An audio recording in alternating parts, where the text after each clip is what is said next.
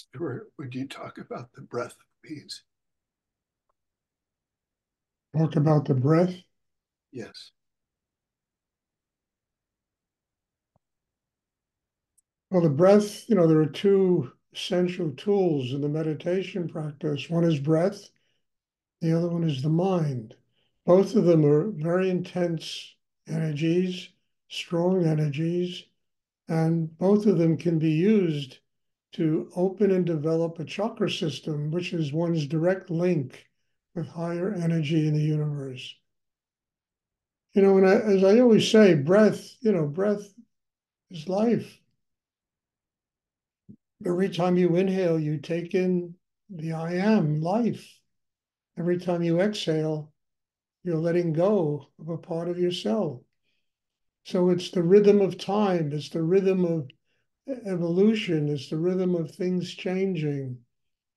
And it's a very powerful energy. When used consciously, it will develop the heart chakra, it will develop the chakra below the navel, the hara. It will help develop the whole chakra system. Because if those two chakras are open, then the entire chakra system is going to begin to work. So breath is life. I mean, you don't have to eat for 3 months and you can survive. Try not to breathe for 10 minutes. It's life. Every time you inhale, you take in all of life. Every time you exhale, letting go of a part of yourself, surrendering to life, surrendering to the infinite. And by life, I don't just mean between birth and death. Life is infinite energy in the universe. So you take in that energy and you surrender to it. You take in that energy, you surrender to it. So, people, you have 8 billion people breathing. It's kind of like prayer, breathing.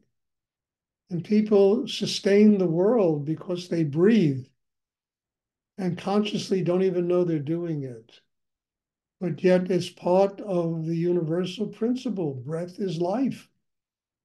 And the inhalation, the exhalation literally sustains the world. And it's kind of a prayer. It's not kind of a prayer, it is a prayer. We're all breathing 24 hours a day. We're all praying 24 hours a day. I am, exhale that. I am one with everything. That's how sacred breath is. And when we learn to use it consciously, it's truly the prana, it's the energy, the power that makes it possible for the chakra system to get really strong and develop inside us.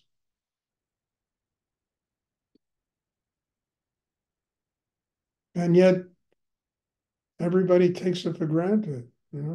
It's the most sacred things that exist in the world. And just about everybody just takes it for granted. They don't learn how to use it consciously.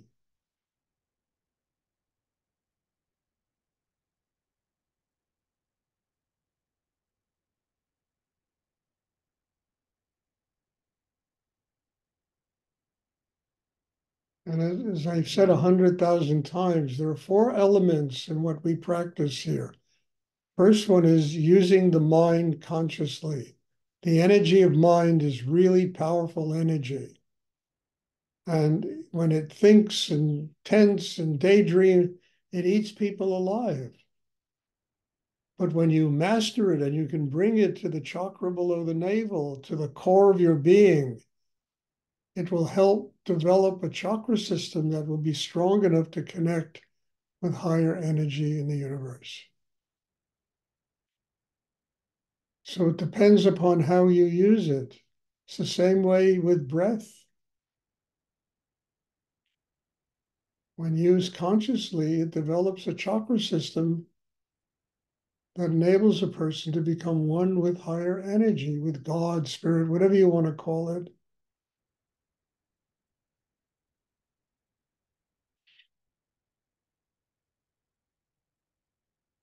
And then you have will, which is a very important ingredient because we have so many obstructions in ourselves. We have so many problems and things to overcome that we need to have really a strong will to do it, to internalize mind and breath and use the tools. So it takes an amazingly strong will. So instead of imposing that will on the world to make money and power and blah, blah, blah, what people use will to control other people, you use it inside to master the chaos that's inside one. And then probably the single most important ingredient is the need to have a spiritual life. Without that need, nothing is going to work.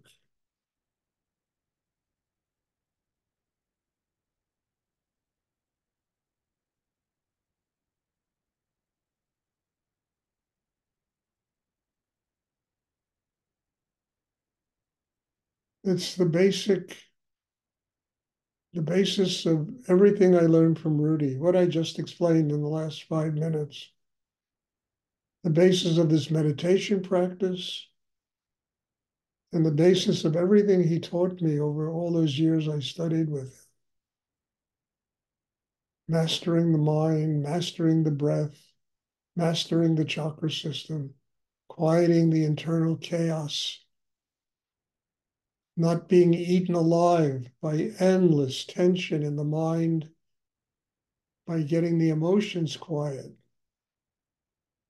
And that another ingredient in this is gratitude, which will quiet the emotions. And instead of having all this emotional turmoil inside ourselves, there'll be love, unconditional love, which is the highest of all the emotions.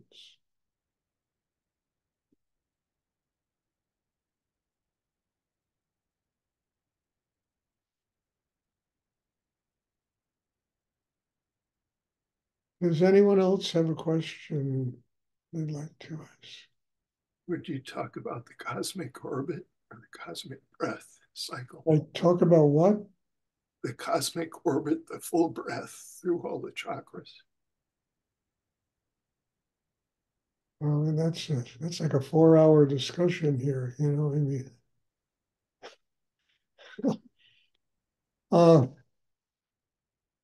come to a retreat. I'll teach you. Look, there are 7 cycles of energy. You understand? And the spiritual life is based upon refining your inner self, mastering the chaos inside, beginning to use the tools like mind and breath to develop strong chakra system that allows energy to circulate through your system from the high through the crown down to the third eye, throat, the heart, below the navel, the sex, the base of the spine, the crown chakra again, then out into the cosmos. First cycle is just literally, and I mean this, it's just learning to be a human being. That's the first cycle of energy. Learning to live with your heart open, learning to be centered inside, learning to live with a quiet mind, learning all elements of what it means to function here as a human being. That's absolutely what the first cycle of flow of energy is. And once we master that, we're open to receive the next cycle, understand?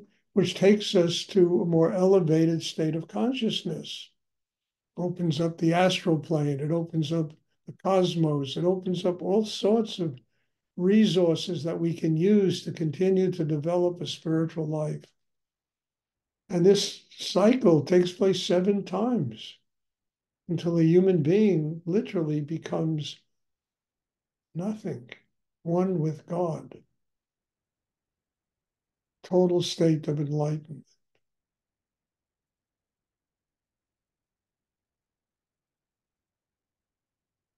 So that's not just a retreat, that's a lifetime's work, what I just described.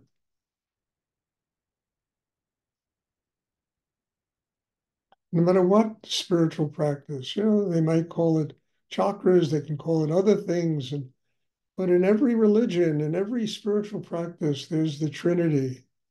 There's all of the symbols and metaphors that there is in this practice. And because it's all the same thing, ultimately, they're all teaching the same thing. God is love.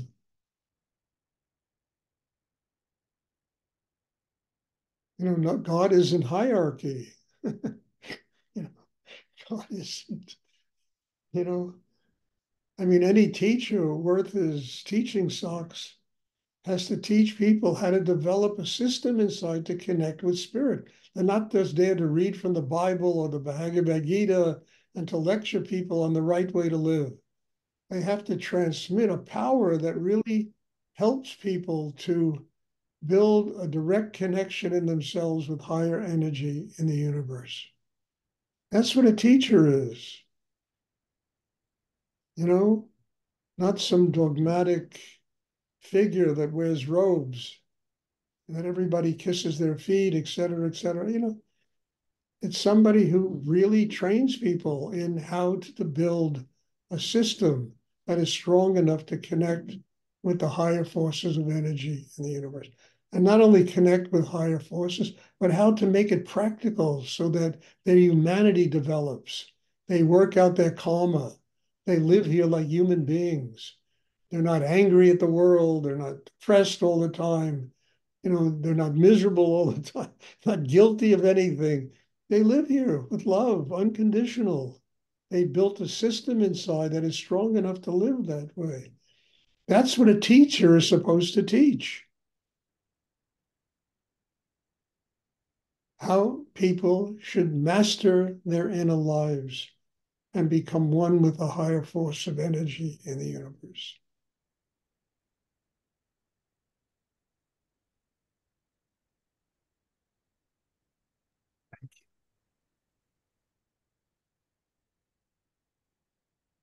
I said it a million. I gave up being a guru a long time ago. Found it boring anyway, being a guru. I didn't want to wear orange. I used to wear orange robes and the whole shtick, and I found it boring.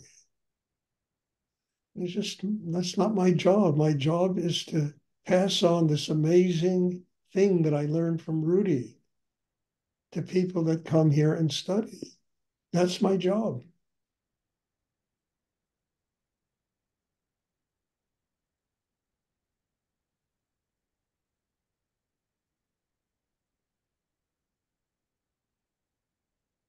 I remember once I was a young student with Rudy, and I had this orange robe, a really beautiful robe actually, that was given to me by Muktananda.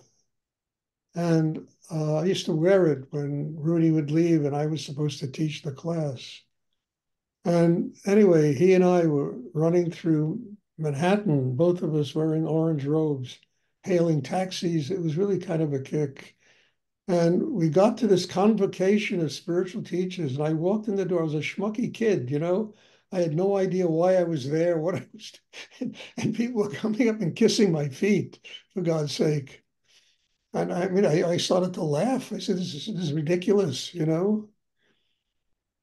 mean, I need years of development before somebody could even kiss my hand, never mind my feet. And I began to think about, you know, what it means to be a teacher, passing on this amazing teaching, building people, helping them to grow, serving God that way in the world, being a bodhisattva in the service of God in the world.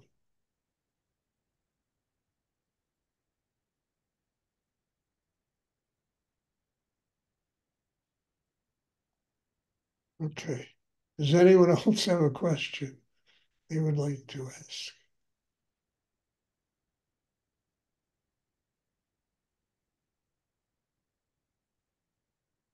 I mean, Rudy, the only time he ever wore a lungi or a kurta was when he taught class. I never saw him ever. His deference to being a spiritual teacher was an orange T-shirt during the day. That was it. You never saw him wear a robe, other than when he would teach class. He would put on a robe. In deference to the teachers he had, Muktananda or Nityananda and those people in India, you had to do that in order to get the teachings. And he once told me, he said, it almost embarrasses him to be a Swami in the Western world because it doesn't fit with the kind of lives people live here.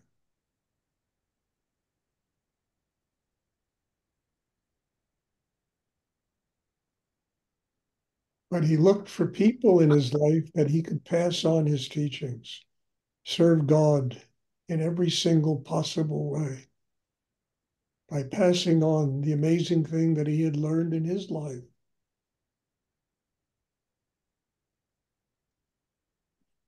Does anyone else have a question they would like to ask? Stuart, Yes, you. hi. You see, I'm getting stronger, but 2 or 3 days I'm feeling very good energy and everything.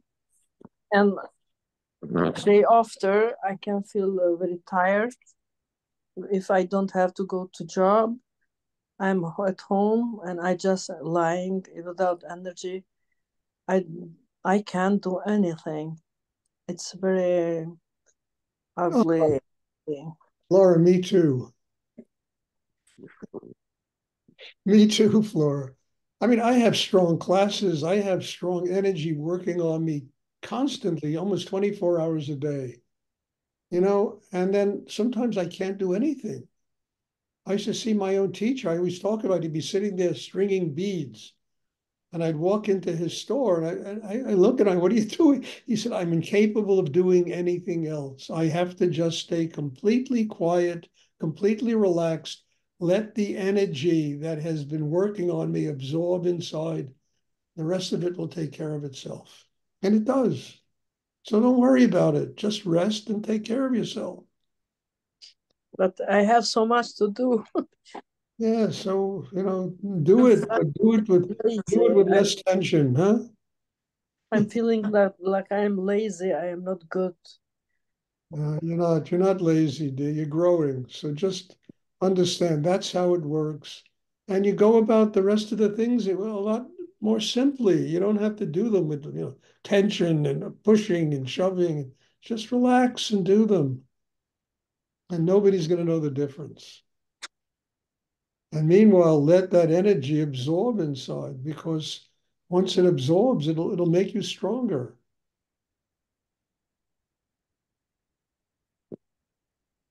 Wow. Yeah, wow is right. I go through this every day, Flora. I mean it. The energy is so strong, here that every day it's like, I have to rest. Take it easy. I don't do the things I used to do 20 years ago. I'm not running to India 4 times a year, running businesses, teaching in ashrams all over the world. I can't do it. I have to rest. I have to relax and let and the energy has gotten even stronger because I'm doing this. But is it something special I can do to help myself? Is there something special you can do? What? To help myself, you know, in those days when I can't do anything. Make necklaces, What? string beads, Okay. string beads. Okay. I can And, find some. and laugh at yourself a little bit. Stop taking yourself so seriously, dear. Okay? Have a little fun with yourself. You know? Wow. You don't have to be so serious about yourself.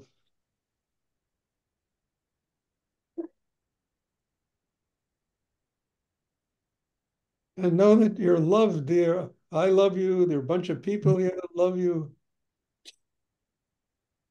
And that's a big thing to have in life. You know that?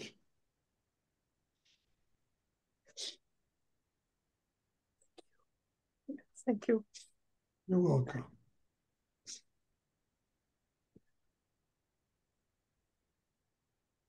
Does anyone else have a question?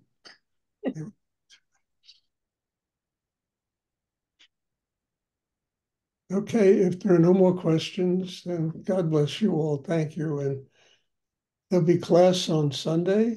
Have a good weekend. And I'm looking forward to seeing everybody. Thank you. Thank you, Stuart. Thank you, Stuart. Welcome. Stuart. Thank you. Stuart. Bye.